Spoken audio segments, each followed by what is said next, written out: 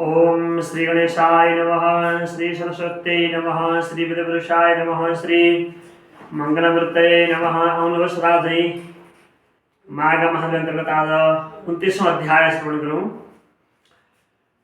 पुष्पांजलिबाट ओम यं ब्रह्मा वरुणेन्द्रं रुद्रमरुतः स्मवन्ति दिव्यैस्तवैः वेदैः साङ्गपदक्रमोपनिषदैः गायन्ति यं सामगाः ध्यानावस्थितगतेन मनसा पश्यन्ति यं योगिनो यस्यान्तमनविदुः सुराः सुरगणा देवाय तस्मै नमः। श्रीमच्चन्दनचर्चितोज्ज्वलवपुः शुक्लाम्बरा मल्लिका मालालङ्कृतकुण्डलां प्रविलसन्मुक्तावलीषुभिता सर्वज्ञानदानपुस्तकधरा रुद्राक्षमालाधरा वाग्देवी वदनाम्बुजे वसतु मे त्रैलोक्यमाता चिरम्। मुखं करोति वाचालं पङ्गुं लङ्घयति गिरिं यत्कृपातमहं वन्दे परमानन्दमाधवम्।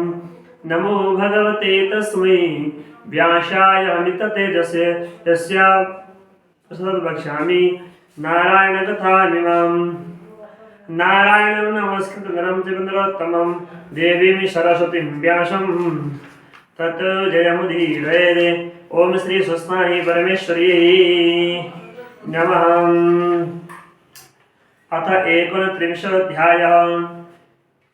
कुमारयाज्ञ गर्दुंसे अगस्त्य मुनि।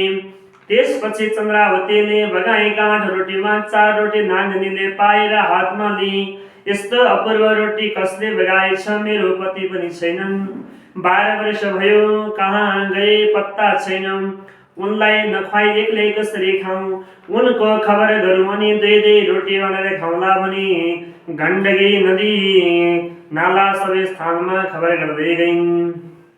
तिनै 8 रोटी मध्ये 4 रोटी नागले पाएर कस्तो अपूर्व रोटी भए पाए, यो मेरी स्त्रीलाई नखुवाई एक्लै कसरी खाऊँ, म प्रदेश हिँडेको पनि 12 वर्ष भयो, अब घर गए 2 रोटी बाँडेर खाउँला भनी घर जान लाग्दा साली नदी र समुद्रको दोभानमा स्वस्थानी परमेश्वरीको प्रसाद स्वरूप त्यो रोटीको प्रतापले नाग र नागिनीको भेट भयो।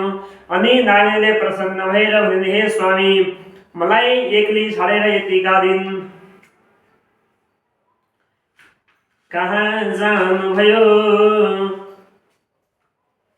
मेरो भाग्यले आज तपाईको दर्शन पाएँ।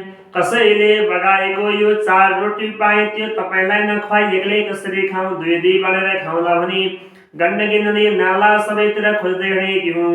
बल्ल सन्तोष भयो, लौ खानुहोस् भनी आफूसित भएको 4 रोटीमा 2 रोटी दिइन्। अनि नाग भन्दछन्, हे स्त्री, त्यस्तै 4 रोटी मैले पनि पाएको छु, तिमीलाई नखुवाई एक्लै कसरी खाऊँ, 2 रोटी बाँडेर खाउँला, घर जाउँ भनेर आएँ।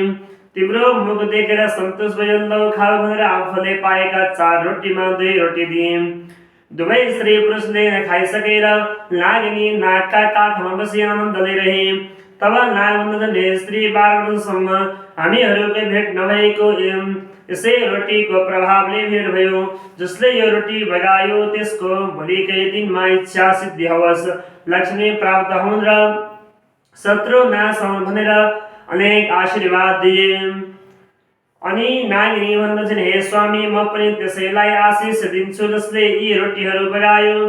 त्यसलाई नवग्रहले पीडा नगरून्, राज्य लक्ष्मी त्यसका वशमा परुन्। फेरि हामी जस्तै पति पत्नी छुट्टिएका भए पनि चाँडै भेट होस् भनेर अनेक आशीर्वाद दिइन्। यसरी आशीर्वाद दिएर नाग नागिनी आफ्ना आश्रममा गए। त्यसपछि लावण्य देशका मानिसहरू साली नदीमा स्नान गर्न जाँदा त्यस्ता किसिमले बसेकी चन्द्रावतीलाई देखेर सोधे, तिमी देवकन्या, विद्याधर कन्या अथवा स्वर्गीय अप्सरा रम्भा तिलोत्तमा को हौ? यहाँ एक्लै किन बसेकी? यति लोकहरूले भनेको श्री चन्द्रावती भन्दछन्, हे लोक हो, म देवकन्या वा स्वर्गकी अप्सरा होइन, म पुरणपुरका अग्नि स्वामी की छोरी चन्द्रावती हूँ। गुमा ब्राह्मणी का पुत्र नवराज की पत्नी हूँ। हिजो स्वर्गका अप्सराहरू यहाँ आए, श्री स्वस्थानी परमेश्वरी का व्रत गरेर स्वर्ग गए। मैले पनि उनीका संसर्गमा श्री स्वस्थानी परमेश्वरी का व्रत गरेर राति जागरण गरे। मुनिन्द्र लावण्य देश का लोकहरूले आश्चर्य मानेर गमा ब्राह्मणी का पुत्र नवरात हाम्रा देशका राजा भएका छन्, यो कुरा के कसो हो राजालाई भन्नु पर्दछ भन्ने सल्लाह गरी नवराज राजा कहाँ गई हे महाराज भनी चन्द्रावतीले भनेको सारा कुरा सुनाए। ती साले नदीको तटमा बसिरहेकै छन्, हुन् कि होइनन् विचार गरी बक्सियोस्। यति लोकले भनेको सुनि नवराज राजाले आफ्नी पत्नी चन्द्रावतीलाई सम्झे अनि हे लोक हो, तिमीहरूले उचित कुरा भन्यौ। चन्द्रावती मेरी पत्नी हो, राज्यका कार्यभारले उसलाई बिर्सिरहेको थिए। अब तिमीहरू सबैजना गई डाकेर ल्याऊ भनी उत्तम वस्त्र अलङ्कारहरू पठाइदिए। अनि मन्त्रीलाई डाकेर भने हे मन्त्री, मेरी स्त्री चन्द्रावती साले नदीका तीरमा आएर बसेकी रहेछ। अहिले लावण्य देशका लोकहरू नाना वस्त्र अलङ्कार पहिरी नाच गीत वाद्य गरेर लिन जाउन्, छिटै पठाऊ। म पनि परसम्म लिन आउला। हात्ती घोडा रथ पैदल सेनाले तयार गरेर भनी आज्ञा दिए।